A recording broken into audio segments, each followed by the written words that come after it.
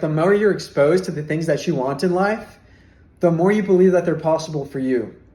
And if you're not exposed to people that are doing the things that you want to do, if you don't have the friends, if you're not in the environment of people that are doing and living the life that you want, the only way to get there, one of the best ways to get there, the best way that I know how from my own experience in my own life has always been through the art of affirmation, through the art of imagination, turned into affirmation, turned into declarations that are self-suggestions, that are self-identity remarks about who you are.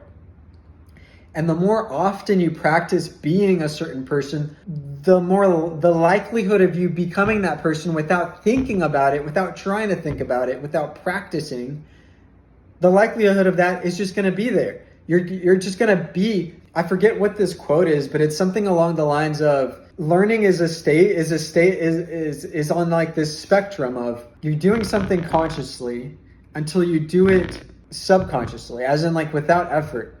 And I know I didn't explain that in the best way, at least not the way that I remembered listening to it first, but I'm sure that I'm painting the best picture possible right now, at least for the moment, which is there are habits, there's a version of you that does things differently from the person you identify as now. So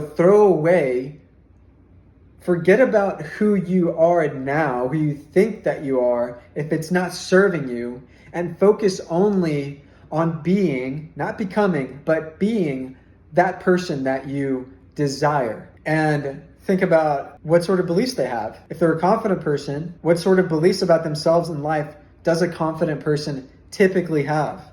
And write that down in a way that's easy to consume, easy to read, easy to infiltrate your mind, in a way that's easy to believe. So that in the mornings and at night, when your mind is the most receptive and your subconscious is most permeable, you can read these statements and believe them without hesitation, without restriction, without resistance, so that you can make the most progress on an identity level. Because although habits get you there, it's your identity that is with you as you're doing the habits getting there. And that's what actually keeps you consistent on that path, because it no longer becomes this thing that you're working towards or a resistance that you're working against. Now you're just in alignment as the person who does these things automatically because it's just natural to you at that point. And so that's why I stress this idea of identity, this idea of self-image.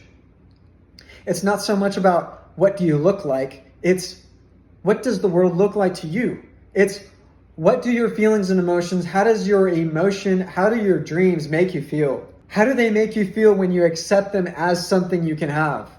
And as something you own, as something that's yours and nobody else's?